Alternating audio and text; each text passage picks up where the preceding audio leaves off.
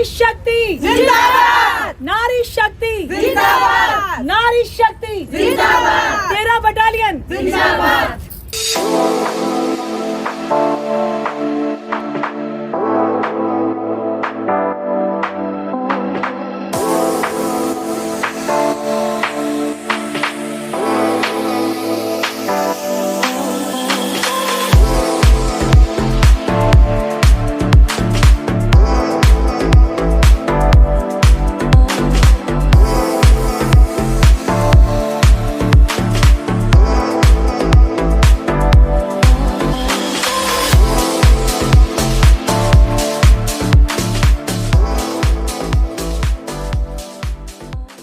मैं कमल Sisodia, commandant 13 battalion CRPF. आज जवानों के परिवारजनों के साथ, उनकी पत्नियों के साथ हम मिलकर महिला दिवस मना रहे हैं। सभी अपनी अपनी चूड़ियां इस प्रकार से जब आपको दिखाएंगी तो आप जानेंगे।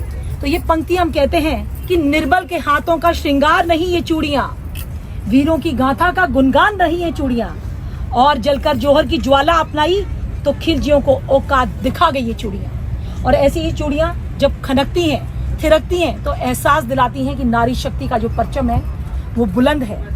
समय बदल गया है, वक्त बदल गया है, हालात बदल गए हैं, और जितना जल्दी समाज, राष्ट्र और ये सारा विश्व नारी शक्ति की इस गरिमा को पहचान लेगा, उतना ही बेहतर हमारे इस समाज के लिए होगा।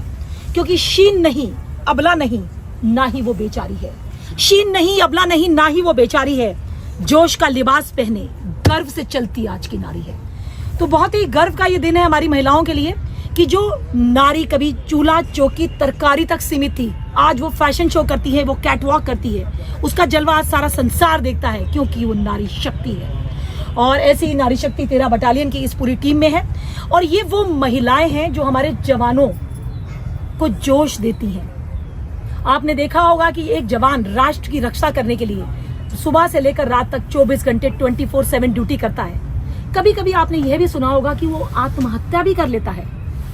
अक्सर ये कारण होता है क्योंकि उनकी पत्नी या परिवार से उनके झगड़े होते हैं। तो इसीलिए मेरे साथ जो ये नारी शक्ति है, मैं समय समय पर इनकी काउंसलिंग करती रहती हूँ, क्योंकि मेरी जो ये बटालियन है, इसकी जो डिप्लॉयमेंट है, जलंधर से लेकर, चंडीगढ़ से लेकर, दिल्ली से लेकर, पटियाला और इवन डेरा व्यास तक फैली हुई है। तो जहाँ जहाँ भी मेरी महिलाएं हैं, परिवारजन हैं, क्योंकि नक्सल एरिया में जवान परिवार नहीं रख पाता, जम्मू कश्मीर में नहीं रख पाता, नॉर्थ ईस्ट में कठिनाई होती है, तो यहाँ पे ही परिवार के साथ रहने की मैं इनको अनुमति देती हूँ। और मेरी ये महिलाएं एक शक्ति की तरह मेरे साथ खड़ी हुई हैं, क्योंकि अपने हस्बैंड्स को, मेरे जवानों को ये हौसला देती हैं, ना कि उनकी कमजोरी बनती है। और यही कारण है कि इस बटालियन में आपने ना कोई सुसाइड देखा होगा, क्योंकि जवानों में भी बहुत जोश है। इसलिए समय समय पर इनकी काउंसलिंग, तनाव प्रबंधन में ये कैसे अपने हस्बैंड को सपोर्ट कर सकती हैं। क्योंकि अक्सर आपने देखा होगा कि जवान फोन पे अपने घर में झगड़े करते हैं जब मोर्चे ड्यूटी पे होते हैं, तो वो चीज ना हो, इसके लिए महिलाओं का बहुत इंपॉर्टेंट रोल है। तो आज के दिन हमने महिला दिवस पर एक वर्कशॉप भी रखी है, जिसमें कि हम तनाव प्रबंधन में और साथ ही साथ सुसाइड प्रिवेंशन में महिलाओं की जो महत्वपूर्ण भूमिका है, उस पर भी मैं इनकी आज काउंसलिंग करूंगी। और सच में लास्ट में मैं ये संदेश देना चाहूंगी, क्योंकि इन सबको देख के मुझे बड़ा गर्व होता है कि मेरे साथ एक ऐसी टीम है जिसे देखकर मुझे हौसला मिलता है, जिसके साथ हम नई बुलंदियों की ओर अग्रसर होंगे। और केवल चंडीगढ़ नहीं, पंजाब नहीं, दिल्ली नहीं, बल्कि पूरे विश्व में, पूरे भारत में सीआरपीएफ की इस नारी शक्ति को हम गुंजायमान करेंगे। ये केवल एक शुरुआत है। लास्ट में इन पंक्तियों के साथ मैं अपने इस वक्तव्य को समाप्त करना चाहूंगी। इसे बेटा बना पालो तो इतिहास छू लेगी, इसे बेटा बना पालो तो इतिहास छू लेगी। करो विश्वास बेटी पर, जी हाँ, करो विश्वास बेटी पर तो ये विश्वास छू लेगी। कभी जीवन में बेटी को नजरअंदाज नहीं करना, कभी जीवन में बेटी को नजरअंदाज नहीं करना।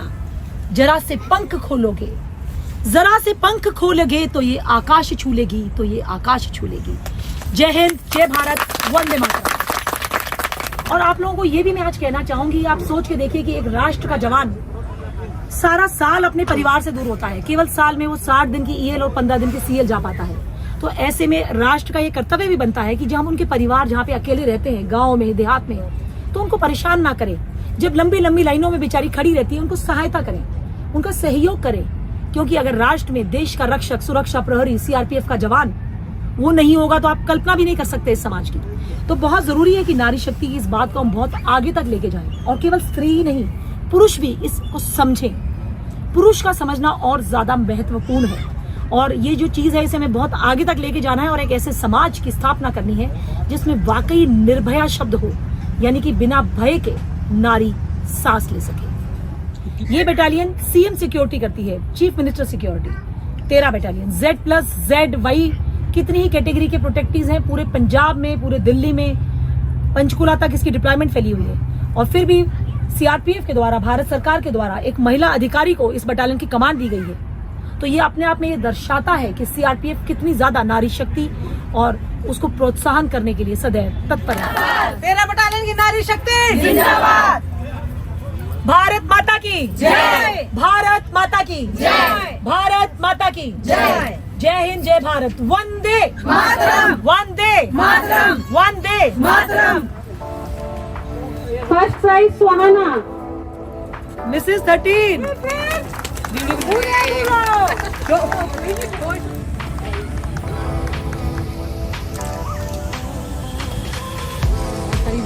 अच्छा, तो बताइए कुछ। जी मैं मैम का धन्यवाद करती हूँ कि मुझे इस लाइक चुना कि मैं फर्स्ट आई हूँ और बहुत अच्छा लगा ये जानकर कि मुझे इसके काबिल बनाया। शायद ये मेरा पहली हूँ जो मैं प्रमुख की हूँ जो पहली बार फर्स्ट आई हूँ। शायद ही मैं उम्मीद नहीं कर पाई कि मैं फर्स्ट आऊँगी या नहीं आऊँगी। बहुत अच्छा लगा, थैंक यू। देश की जय बोल रही हैं आप। गूंजना चाहिए पूरे चंडीगढ़ में, पंजाब में कि एक जवान की फैमिली, उसकी पत्नी जब देश की जय बोलती है तो क्या होता है। जय हिंद, जय हिंद। जय हिंद, जय हिंद, जय हिंद। आप सबके जोश को देख के, आपके प्रेम को देख के, आपके उत्साह को देख के आपको मेरे दिल से नमन, वंदन, अभिनंदन, आपको मेरा सल्यूट। आप सबके लिए जोरदार तालियां।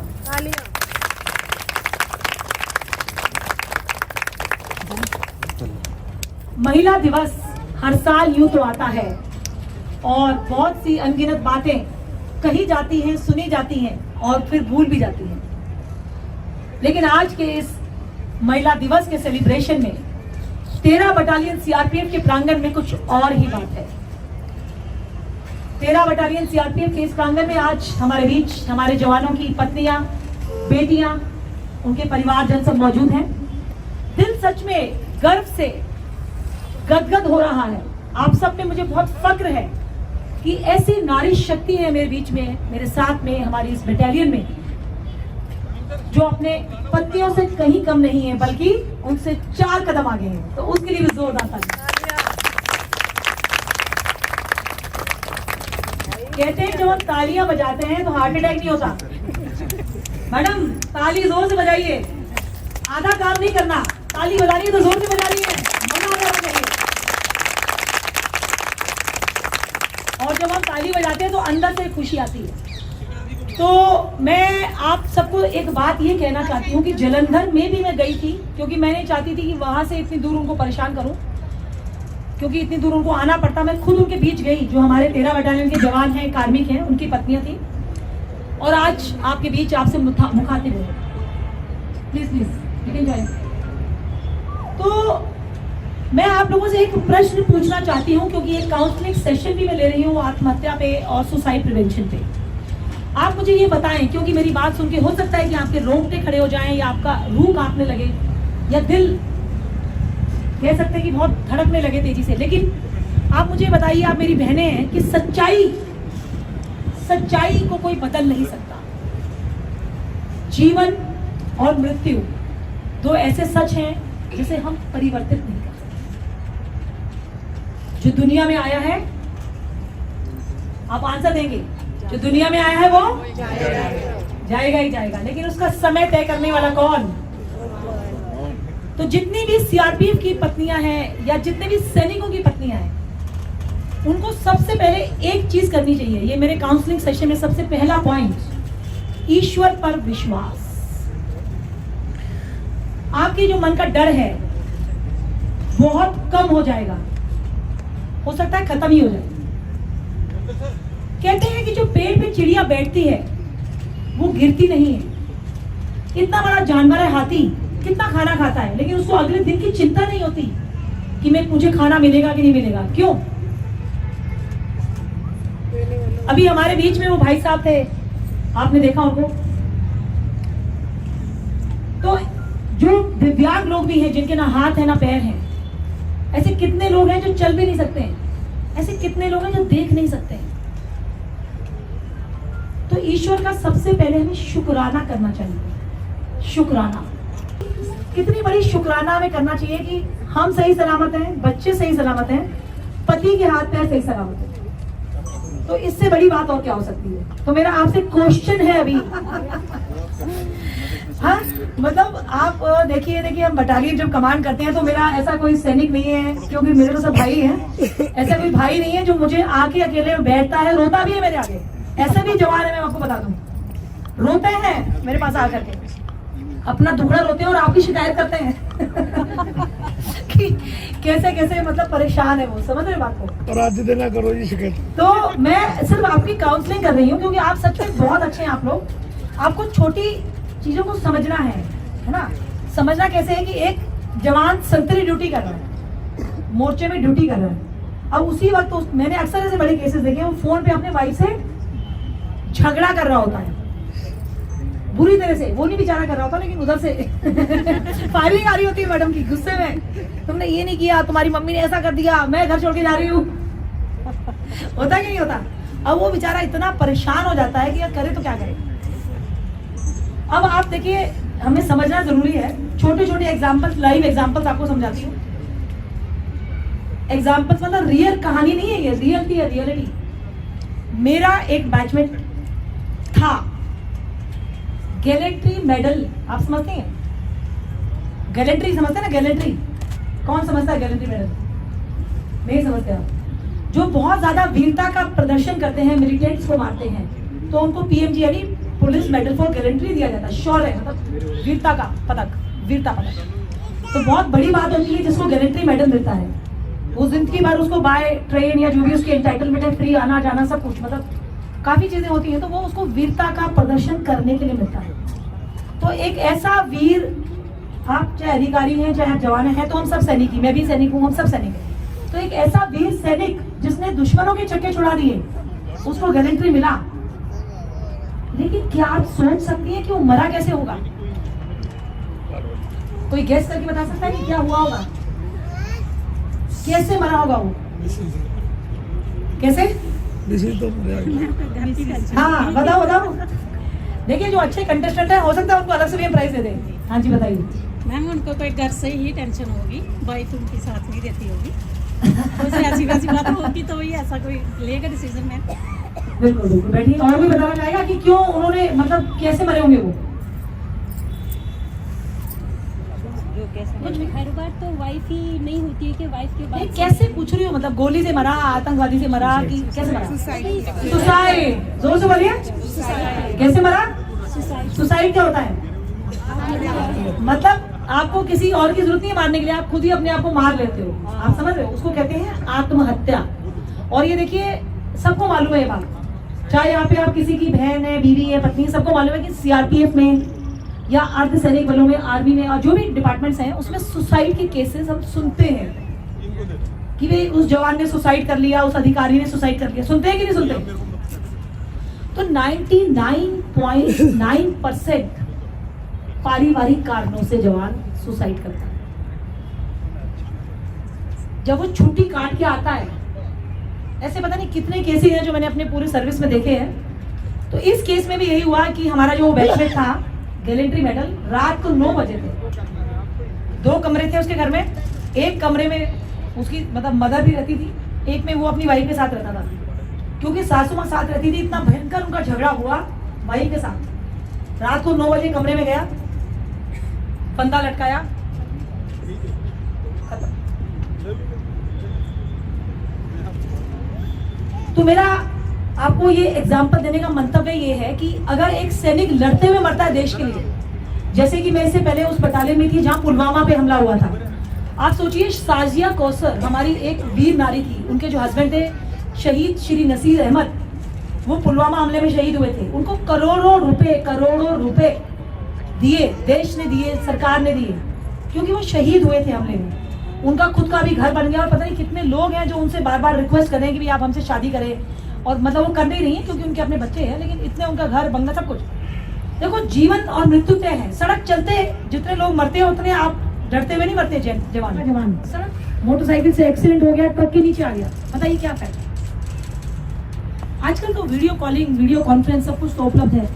तो मेरा आपको समझाना ये है कि आपका बहुत बड़ा रोल है अपने हस्बैंड्स की नौकरी में, उनके जीवन में बहुत बड़ा मतलब आप सोच भी नहीं सकती, आप कल्पना भी नहीं कर सकती। केवल बच्चे पालना, चूल्हा चौकी करना, ये तो बहुत छोटी सी बात है। आप कितनी बड़ी उसकी ताकत बन सकती है। आज की डेट में छत्तीसगढ़ में पोस्टेड है, बीजापुर में, जहाँ पे रोज कुछ ना कुछ वहाँ पे अलग जाके अंदर कैंपिंग साइट्स लग रही हैं, हमले हो रहे हैं, सब कुछ हो रहा है। तो ऐसे कितने ही हमारे कार्मिक हैं जिनको छत्तीसगढ़ में भी जाके ड्यूटी करनी पड़ती है, नक्सली एरिया में भी जाना पड़ता है, जम्मू कश्मीर भी जाना पड़ता है। तो ये हमारी ड्यूटी का पार्ट है। लेकिन ऐसे में हमें सिर्फ ये करना है कि उनको सपोर्ट करना है मोरली। कैसे? देखो, आपकी समस्या मैं समझती हूँ कि पहले होते थे ज्वाइंट परिवार, आपके साथ सासू माँ भी होती थी, जेठानी, दुरानी, सांझा चूल्हा भी होता था, तो आपको बड़ा सपोर्ट रहता था। अब क्या है, आप अकेली पड़ जाती हो, आपकी भी गलती नहीं है, बच्चा भी देखना है, आपको सब कुछ देखना है, लेकिन सोल्यूशन तो करना पड़ेगा। 24 घंटे तो हस्बैंड साथ नहीं रह सकता, नाइट ड्यूटी तो करनी पड़ेगी, मोर्चा ड्यूटी भी करनी पड़ेगी। कहीं अब आप देखिए इस बटालियन की कुछ ही कंपनियां चंडीगढ़ में हैं, ज़्यादातर कंपनियां जलंधर में हैं। अभी वहाँ पे किसान आंदोलन में हमारी कंपनी गई हुई है, अभी इलेक्शन ड्यूटी में जाना है। इससे पहले हमारी कंपनी छत्तीसगढ़ गई थी। तो देखिए, ड्यूटी है तो डांट भी सुन लेता है, तो जब डांटोगी तो थोड़ा प्यार से डांटोगी, डांटना भी जरूरी है। तो ये बहुत जरूरी है कि आप उनकी शक्ति बने, और सिर्फ आपको उसके लिए थोड़ा शांत रहना है। हारमनी क्या होती है? प्रेम से रहना। तो हारमनी को हिंदी में बोले तो हार मानी, एक ने कही दूसरे ने मानी। तो अभी शाम को थका हुआ घर आया या ड्यूटी कहीं कर रहा है, अगर वो बोल रहा है बिजी हो तो बाद में कॉल कर लो। पहले के जमाने में प्रॉब्लम क्यों नहीं होती थी इतनी? हम लोग बहुत इंटेलिजेंट हो, चिट्ठी लिखती थी पत्नी, वो जब तक पहुंचती थी प्रॉब्लम सॉल्व हो जाती थी। जवान लोन बहुत ज्यादा लेता है, लोन के बोझ से मर जाता है। क्यों? मैडम कहती है कि भाई घर दे मेरे को खरीद के, मुझे गाड़ी दे। भाई पहले बैलगाड़ी के टाइम था तब भी तो चलते थे, अगर अभी तुम्हें बाइक में घुमा रहा है तो वो भी बड़ी बात है कि नहीं? कल किसने देखा? और यही जज्बा, यही हौसला अपने हस्बैंड्स को भी देना है। और हमने अपने यहाँ पे वेलफेयर ऑफिसर भी बनाई हुई है जो ट्वाइसी वेलफेयर है। कोई आपकी समस्या है, किसी मैडम को अगर पानी आपके घर में नहीं आ रहा है, आपको वाटर ट्रक चाहिए, वाटर ट्रक बोल रही हूँ, आपको कोई छोटी मोटी बात नहीं है। वाटर ट्रक आपके घर में भेज देंगे। ये भी बड़ी अच्छी चालू कराई है। यहाँ पे मैंने देखा था कि महिलाओं को खाने का शौक होता है ना, अभी कैंटीन में कुछ बनता ही नहीं था, तो अभी हमने कुक को ट्रेनिंग दिलाई है। और आप अपनी कोई फरमाइश है तो आप बता सकती हैं, तो उसको वो भी सिखा देंगे। तो आप अपना कैंटीन से खाइए पीजिए। कभी लगता है कि हस्बैंड के लिए खाना बनाने का मन नहीं है तो मंगवाइए यहाँ से, जो मर्जी आप ऑर्डर कीजिए, आपके ऑर्डर में बनाया जाएगा।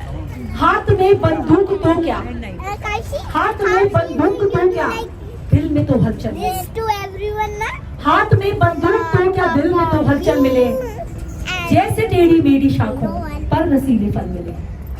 अरे उसके खारे पानी में भी कोई कशिश तो होगी जरूर, वरना क्यों सागर से यूं जा जा के गंगा जल मिले, वरना क्यों सागर से यूं जा जा के। नारी शक्ति, नारी शक्ति वंदे वंदे, तेरा बटालियन, जय हिंद, जय भारत। मिस्टर भरत कुमार, मुझे खुशी है यहाँ आने की। और जब हम यहाँ आए थे फर्स्ट टाइम, तो मैंने एक बार मेरे हस्बैंड से पूछा था कि हम भी कभी आपका कैंप देखेंगे, तो उन्होंने कहा कि शायद ही बुलाया जाए।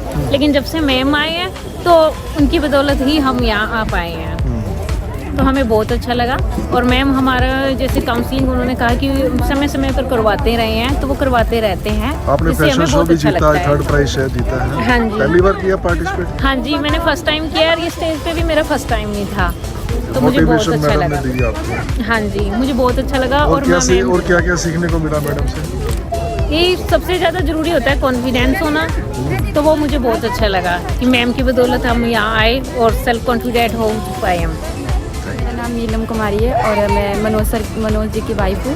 और यहाँ पे आके हमें बहुत अच्छा लगा। आज मैम ने हमें काफ़ी कॉन्फिडेंस हमारा भी बाहर लेके आए, और हमने यहाँ पे कैटवॉक वगैरह सब कुछ किया, और हमें बाकी यहाँ पे आके बहुत अच्छा लगा। यहाँ का लेडी स्टाफ बहुत अच्छा, फ्रेंड सर्कल की तरह रहते हैं, फ्रेंडली है सब कुछ। और बस थैंक यू। हम जो श्रीमती कमल सिसोदिया है हमारी कमांडेंट 13 बटालियन की, वो हमेशा ही ऐसे जोश से भरे हुए प्रोग्राम करती रहती है, ताकि महिलाओं को नहीं जवानों को भी बहुत सपोर्ट करती है। मैं खुद उनके अंडर में काम करती हूँ, बहुत सपोर्ट करती है, बहुत वेलफेयर भी देती है, हमेशा मार्गदर्शन करती रहती है कि भाई कैसे काम करना है, कैसे हम जवानों का वेलफेयर दें, जवानों को उनको कैसे हम अच्छा जीवन कर सकते हैं, जवानों का भी उनके परिवार वालों का भी।